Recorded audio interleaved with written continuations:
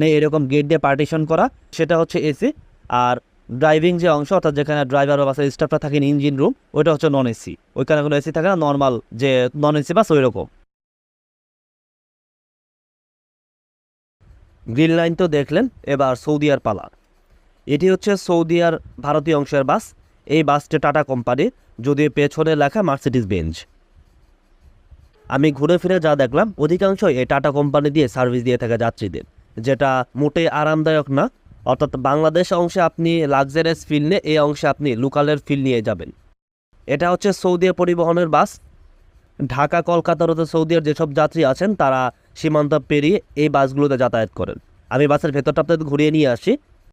ভেতরে যখন আমি প্রবেশ করার পরে আমার কাছে মনে হয়েছে যে বাংলাদেশের ঢাকায় চলাচলকারী যে 8 নাম্বার বাসগুলো আছে তার থেকেও এই বাসের খারাপ অবস্থা।